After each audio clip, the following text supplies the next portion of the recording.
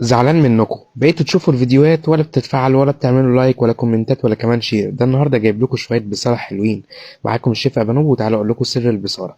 عندي كده حله على النار، هنزل عليها بشويه زيت وانزل كده ببصلايه حلوه مع فصين ثلاثه من الثوم، ونزلت بالفول المدشوش. انا نقعه لمده ساعتين وادي التقليبه واحط ميه سخنه بتغلي تكون بتغطي الفول المدشوش. هعمل بقى ايه الطشه بتاعته، شويه زيت في طاسه ونزلت كده ببصلايه مبشوره. هبدا كده اديها تقليبه مع رشه ملح عشان ميه البصل تنزل. تعالوا بقى نشوف الفول. بصوا يا جماعه خلاص دخل في السوا، تعالوا بقى نرجع للطشه. هبدا كده ادي تقليبه لحد كده ما ياخد لون بني، انزل بقى بايه بثلاث فصوص من الثوم. ابدا كده اقلب وانزل كده بنص معلقه من الكزبره الناشفه، بتدي طعم حلو وجميل. كده الطشه جاهزه. هحط بقى شويه توابل، عندي ملح وكمون وكزبره ناشفه وفلفل اسود على البصاره بتاعتي، وانزل عليها بنص كوبايه من الملوخيه الناشفه.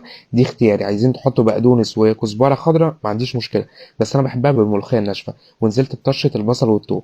ابدا بقى اخد الخليط ده في الخلاط او اعمله بالهاند بلندر. تمام. ضربته كده، شايفين بقى شكل البصاره حلو وجميل ازاي.